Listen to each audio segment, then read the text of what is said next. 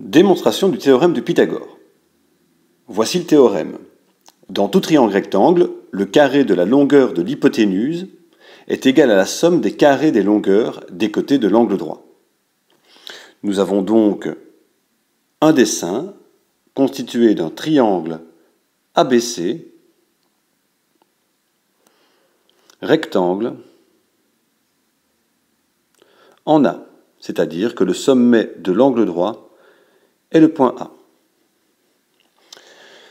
Par facilité, désignons la longueur BC, la longueur de l'hypoténuse, comme étant égale à A, la longueur de AB, un des côtés de l'angle droit, étant égale à C, et la longueur de AC, l'autre côté de l'angle droit, étant égale à B. Nous allons donc démontrer que le carré de la longueur de l'hypoténuse, c'est-à-dire A carré, est égal à la somme des carrés des longueurs des côtés de l'angle droit, c'est-à-dire B carré et C carré. Pour débuter notre démonstration, quelques informations utiles. Tout d'abord, l'amplitude de l'angle A est égale à 90 degrés. En effet, dans notre triangle rectangle, il s'agit de l'angle droit. Ensuite, l'amplitude de l'angle B plus l'amplitude de l'angle C vaut 90 degrés. En effet, l'angle C et l'angle B sont complémentaires puisque la somme des amplitudes des angles d'un triangle vaut 180 degrés et que l'amplitude de l'angle A est déjà de 90 degrés. Il reste pour l'angle B et l'angle C à se partager 90 degrés. Poursuivons. Nous allons créer à partir de notre triangle rectangle deux figures. Observons la figure de gauche. De quoi est-elle constituée? La figure est formée par 4 triangles isométriques, dont l'un est le triangle ABC. Voilà le triangle ABC et 3 triangles isométriques à celui-ci. La figure est aussi constituée d'un carré de côté A. L'aire totale de cette figure est égale, puisque les 4 triangles sont isométriques, prenons le triangle ABC comme référence, base fois hauteur divisé par 2 pour l'aire d'un triangle. Nous avons donc dans notre cas base B fois hauteur C divisé par 2 pour l'aire d'un triangle, étant donné qu'ils sont 4 fois B fois C divisé par 2, auquel on a ajouté plus l'aire d'un carré de côté A, c'est-à-dire A carré. Deuxième figure. La figure est elle aussi constituée par 4 triangles isométriques. Le premier étant le triangle ABC et 3 autres triangles isométriques à celui-ci. Ensuite, la figure est aussi constituée d'un carré de côté B et d'un carré de côté C. L'aire totale de cette figure, nous avons 4 triangles isométriques, le triangle de base étant le triangle ABC, l'aire d'un triangle base B fois hauteur C divisé par 2, étant donné qu'ils sont 4 triangles isométriques fois 4, plus l'aire du carré de côté B, B carré, et l'aire du carré de côté C, C carré. Étant donné que les isométries conservent les longueurs des segments et les amplitudes des angles, nous pouvons constater un certain nombre de choses dans les deux figures. Observons.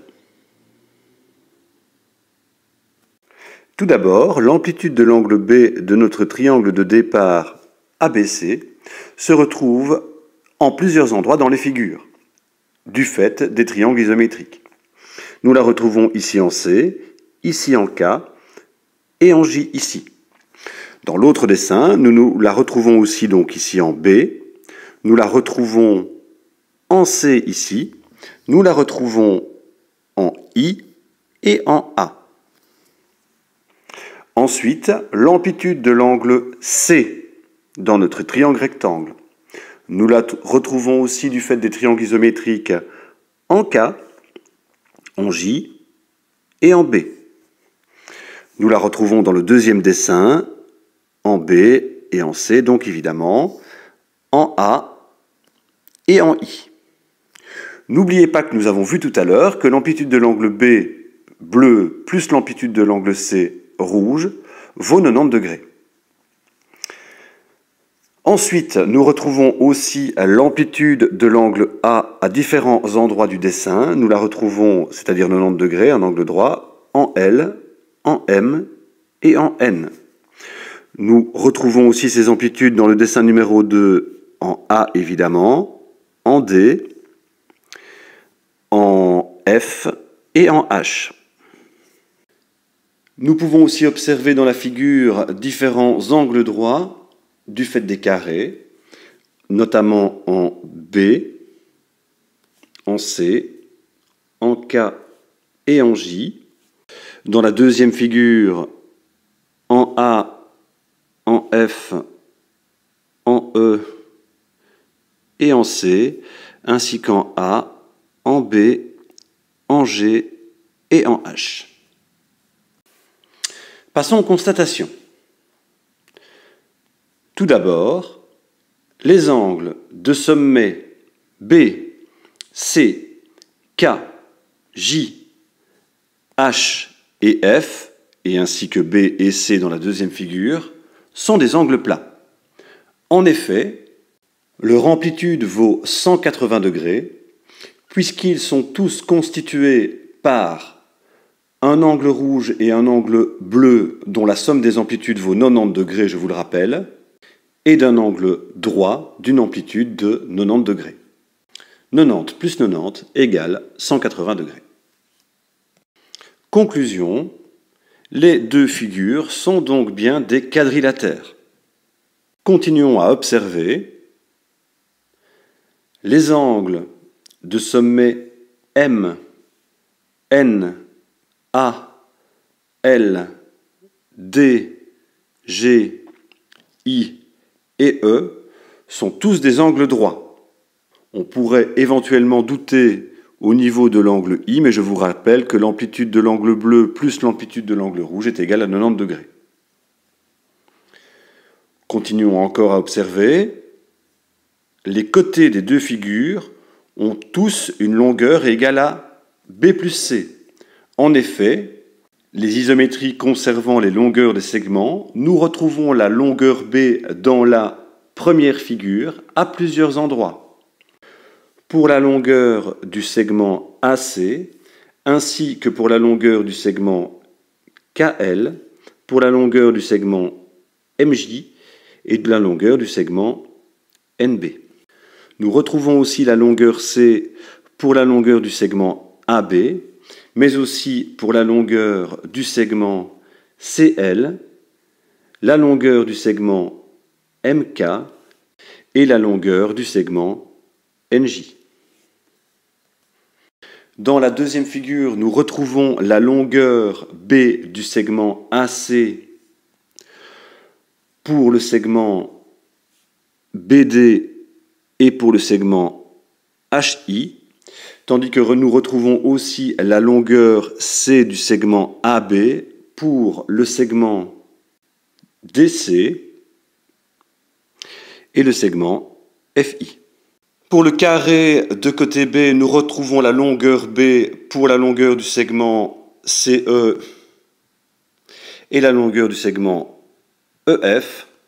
Nous retrouvons pour le carré de côté C la longueur C pour la longueur du segment BG et la longueur du segment GH.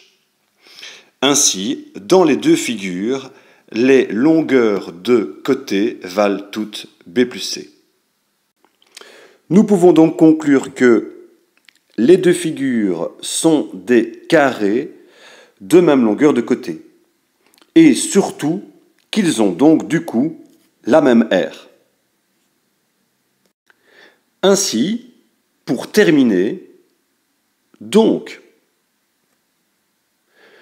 puisque les deux figures ont la même aire, 4 fois b fois c divisé par 2 plus a carré est égal à 4 fois b fois c divisé par 2 plus b carré plus c carré. Déplaçons le terme 4 fois b fois c divisé par 2 dans le deuxième membre de l'égalité.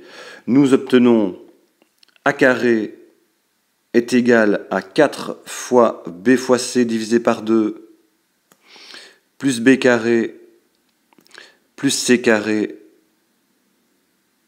moins les termes qui changent de membre changent de signe, 4 fois b fois c divisé par 2. Nous obtenons deux termes opposés qui s'annulent. Et enfin, nous obtenons a carré est égal à b carré plus c carré. Ce qu'il fallait démontrer. CQFD.